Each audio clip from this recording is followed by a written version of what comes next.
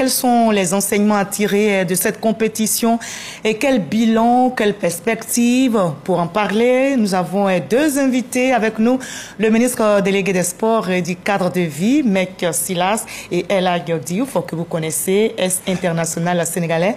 Merci, monsieur le ministre, d'être avec nous. Je vous en prie, madame. Merci aussi, El Hadj Diouf, de nous visiter. C'est tout un plaisir pour moi. Et je sais que vous avez supporté les éléphants. Bien sûr, comme l'a si bien dit le président, il y avait le Sénégal et la Côte d'Ivoire. Oui. Belle cérémonie à laquelle nous avons assisté aujourd'hui au palais présidentiel. Alors, monsieur le ministre, les joueurs ont joué les partitions, ils ont remporté la CAN. Le gouvernement les a récompensés. Le président de la République a fait plusieurs dons. Ils ont accompli leur devoir. Oui, après l'effort, la récompense. C'est ça. Les joueurs ont mérité ces récompenses. Et nous saluons cette vision également du président de la République de récompenser les joueurs qui donnent le meilleur d'eux-mêmes pour défendre le drapeau. C'est ça. Alors, El Hadj Diouf, en tant que joueur, quand on voit cette récompense en tant que joueur, quand vous vous mettez dans la peau des joueurs, c'était en 2022, vous avez été sacré champion aussi. J'ai vécu la même chose en 2022. D'abord, je me permets de féliciter tous les Ivoiriens, mes amis ivoiriens qui sont d'ici et de la diaspora, et de féliciter notamment et spécialement les joueurs et surtout son Excellence le Président de la République et mon ami Faye. Je dirais que j'ai eu la chance de vivre la même chose avec le président, notre président de la République, M. Macky Sall. Et je crois qu'aujourd'hui, le président, il faut écouter le président, ce qu'il vient de dire. Il vient d'honorer les dignes fils du pays. Et aujourd'hui, ces dignes fils du pays-là, c'est des exemples pour d'autres générations et pour la jeunesse ivoirienne. Celui qui hissera le drapeau ivoirien très haut aura des récompenses. Et je crois que le président, il est dans son rôle et mention spéciale à lui. Et c'était un parcours inspirant, hein, le parcours de nos Pachidem. Oui, il y a beaucoup de leçons à tirer. Oui, quels sont les principaux enseignements? D'abord, le premier enseignement, c'est qu'il est beau d'avoir un chef d'État qui développe un leadership séduisant et qui a une vision. Le premier enseignement, c'est ça. Le deuxième concerne les athlètes. Et cet enseignement porte sur les valeurs du sport, notamment les valeurs de persévérance, de détermination, de résilience, d'abnégation et de courage. Le troisième aspect, c'est au niveau du football, en général. C'est qu'il n'y a pas d'équipe imbattable. Parce que toutes les équipes qui sont qualifiées viennent pour remporter le trophée. Et donc, aucune équipe n'est imbattable puisque... Et on l'a vu lors de cette compétition. Tout à fait, tout à fait. Et les éléphants l'ont démontré à ce point. C'est ça. Alors, quand les éléphants ont été battus, c'était pendant les matchs de poule. Après, on bat les champions. Les deux derniers matchs. Oui, les deux derniers matchs. Mais après, on va vous battre en 8e de finale. Alors, ce parcours des éléphants, est-ce que là, vous avez cru qu'on pouvait avoir le titre? Moi, depuis que le Maroc avait battu quelle équipe encore pour la Zambie. La Zambie. Oui. Je me suis dit que quelque chose se préparait parce que je joue au football, je ressens les choses. Je me suis dit, cette équipe-là, dès qu'ils vont sortir de ça, ils peuvent aller loin. Et ça a toujours le football... C'était le déclic pour vous? Bien, en tant que joueur, on s'est dit, vous avez dit quoi? C'était la force divine? Je l'ai vécu en tant que joueur aussi. On est sorti, à mon époque, à la Coupe d'Afrique en Égypte, on est sorti avec 3 points, 3 matchs nuls. Et on est allé en demi-finale de la Coupe d'Afrique. On a failli gagner la Coupe d'Afrique. Donc quand on est dos au mur, tout ce qu'on peut faire, c'est aller de l'avant. Mais mention spéciale aussi aux supporters ivoiriens qui ont été là, qui y croyaient. Parce qu'après le match contre le Sénégal, on a vu l'union sacrée de tous les Ivoiriens derrière leurs équipes. Et ces jeunes-là ont répondu présent.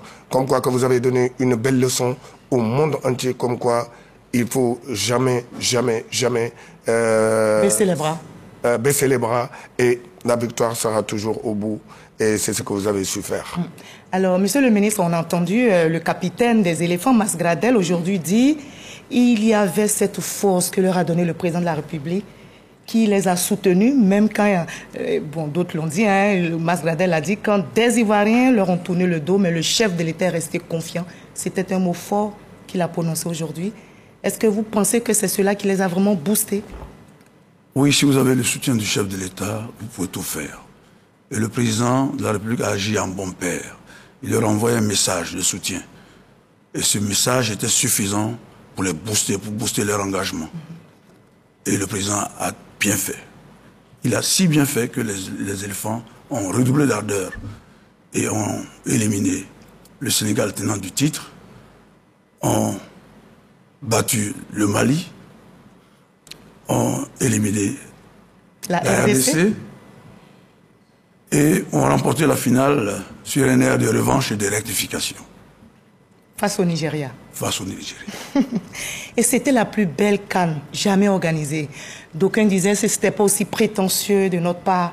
Abidou, c'est comme ça, vous l'aviez senti? Vous pensez que c'était prétentieux de dire que c'était la meilleure CAN jamais organisée? Il faut sortir au niveau terrain. On en a parlé sur le terrain, les joueurs ont répondu présent. Mention spéciale. Aujourd'hui, pourquoi c'est la CAN, la meilleure CAN organisée? J'ai fait des CAN, mais aujourd'hui, quitter Dakar, venir à Yamoussoukro, direct à Yamoussoukro, sans aucun problème, et l'aéroport de Yamoussoukro, qui n'est pas le premier aéroport de la Côte d'Ivoire, franchement, mention spéciale, on a eu aucun problème. Et Air Ivoire qui met 120 vols dédiés à la CAN. Je crois que tout ça, il faut en parler. Et le jour de la finale, il y a combien de jets qui étaient là? Et je crois que quand on parle de la réussite, on parle de la sécurité. La sécurité qu'on a eue ici, qu'on n'a pas eu de problème. On a vu des supporters après les matchs, qui s'embrassaient, qui se changeaient de maillot. Et c'était pas seulement sur le terrain. Et on a oublié même que la Coupe d'Asie se jouait en ce même moment, où aujourd'hui, le monde entier était en Côte d'Ivoire. Il y a des gens que je n'avais pas vus depuis plus de 30 ans, je les ai revus ici à Abidjan. Pour vous dire que seulement, c'est la meilleure CAN parce que c'est la meilleure organisation.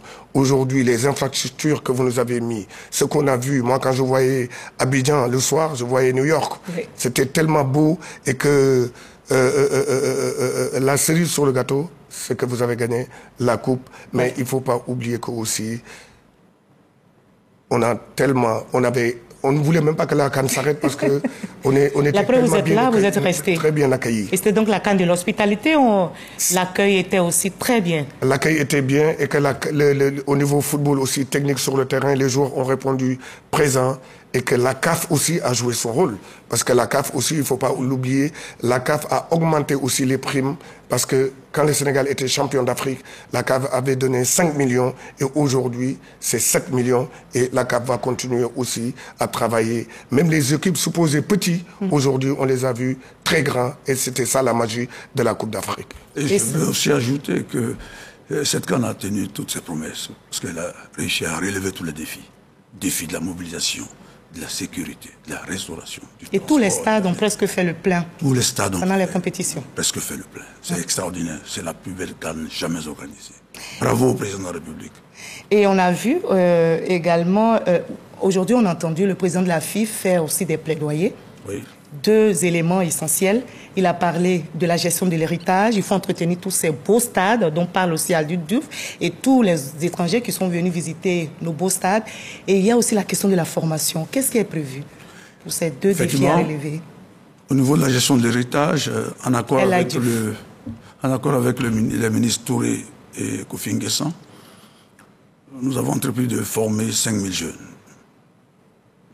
recrutés et qui sont en formation pour assurer la gestion de cet héritage, notamment au niveau de la maintenance des installations, au niveau de la tonte de la pelouse, donc au niveau de l'entretien général de ces infrastructures.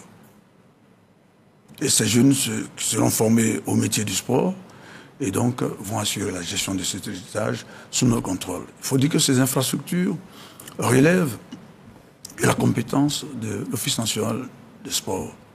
Il est évident que toute proposition pour rentabiliser ces infrastructures seront la bienvenue. C'est en cela que je salue la proposition faite par le président de la FIFA. Nous travaillons en parfaite collaboration. Donc ces jeunes seront formés et ces installations seront entretenues. D'accord. On vous en assurer. Il a parlé aussi de questions de fonds, parce qu'il faut aussi du financement justement pour la formation de ces jeunes, pour pouvoir avoir un vivier. Est-ce que... Tout est prévu. D'accord, tout est prévu. Tout est en action. Tout est prévu. D'accord. Ce ne sont plus des projets, tout est prévu. D'accord. Alors, monsieur le ministre, vous allez garder la parole. Vous allez nous dire un mot sur les échéances à venir pour nos Pachidem. On sait que la CAN 2025 s'annonce au Maroc. Il y a aussi le mondial 2026 qui pointe à l'horizon. Bon, écoutez, nous, notre ambition, Sur la base de la vision du chef d'État, c'est de rejoindre l'Égypte. L'Égypte qui a remporté la CAN en 2006, 2008, 2010. Nous l'avons remporté en 2023. Nous espérons la remporter en 2025 et pourquoi pas en 2027, mais aussi l'échéance de la Coupe du Monde. Nous avons déjà remporté 2 matchs, il nous reste 8. Nous allons les remporter et nous qualifier pour la Coupe du Monde. Il y a aussi les échéances des JO de Paris que nous préparons activement. Donc ce n'est pas de tout repos. Après le travail, la récréation, mais une récréation de courte durée, et nous repartons de la récréation au travail. Comme quoi le travail continue. Le travail continue. El Hadji Diouf? Je dirais que le plus dur maintenant reste à faire. Maintenant, comme vous l'avez si bien dit, il y a les infrastructures. Maintenant, qu'est-ce qu'il faut faire avec? Il faut jouer dedans. Vous avez un championnat que tout le monde regarde. Ça m'arrive de regarder le championnat ivoirien quand je suis au Sénégal, parce que ça passe tout le temps sur Canal+. Maintenant, il y a la formation aussi. Il faudra s'appliquer dans la formation, parce que après la Coupe d'Afrique, il faudra pas qu'il y aura un trou. Et que ces jeunes joueurs-là, demain, il faut les mettre avec des jeunes joueurs qui ont été formés ici dans le pays. C'est pour ça que le Sénégal, j'en sais quelque chose, c'est pour ça que le Sénégal gagne au niveau des jeunes. Et comme l'a si bien dit Monsieur le ministre, c'est qu'il ne faut pas oublier aussi le plus dur reste à faire. Maintenant, quand tu es en haut, tu as envie d'y rester. Maintenant, pour y rester, c'est de continuer de travailler. Et l'équipe à battre aujourd'hui en Afrique, c'est la Côte d'Ivoire. Non, on a été champion d'Afrique, on était l'équipe à battre. On a le trophée, on a ce que tout le monde veut. Aujourd'hui, partout où vous allez, les prochaines échéances, c'est les éliminatoires de la Coupe du Monde. Les gens vont vous attendre au pied ferme. Et vous êtes l'équipe du moment. Et je crois que, comme l'a si bien dit Monsieur le ministre, il faudra préparer l'avenir. Et l'avenir, c'est demain. Et les joueurs-là, de rentrer très bien dans leur club, de continuer à être sérieux, de bien travailler et de revenir en étant meilleur en équipe nationale. Merci beaucoup, El Hadji Diouf. Nous avons pleine conscience de tout ce qu'il a dit. Merci beaucoup, Monsieur le ministre. Merci d'avoir été avec nous. Maître Sylla, je rappelle que vous êtes ministre délégué des Sports et du cadre de vie. Et puis, nous avons l'Est international sénégalais, El Hadji Diouf. Monsieur le ministre, les supporters ivoiriens vous regardent.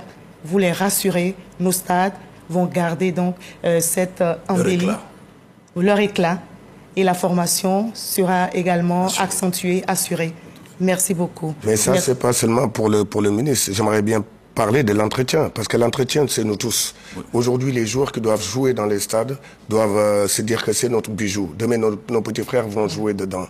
Et je crois qu'aujourd'hui, les gens, il y a une porte à passer. Nous, on connaît l'Afrique aussi. Il y a une porte pour y passer. Il faut passer par la porte. Il faut pas sauter. Il faut pas, quand on voit des papiers par terre, c'est notre bijou, nous tous. Parce que je crois qu'aujourd'hui, ce que j'ai appris de la Côte d'Ivoire avec ces infrastructures-là, c'est que aujourd'hui, vous avez plus de problème de jouer seulement qu'à Abidjan. Vous pouvez jouer à Goroko, vous pouvez jouer demain à Saint-Pedro, à Boaké. Et je crois que aujourd'hui, cette jeunesse, je vous demande d'être patriote et d'aller s'inscrire dans des centres de formation, de jouer au football et d'être demain les futurs champions d'Afrique. Monsieur le ministre. Nous avons un programme dans ce sens, et vous n'en faites pas. Merci beaucoup, Monsieur le ministre. Merci d'avoir été avec nous sur ce plateau. Merci, El Hadji Diouf. C'est un plaisir. Vous allez rester encore à Abidjan? Un peu. Parce nous allons le garder ici. Merci beaucoup d'avoir été avec nous.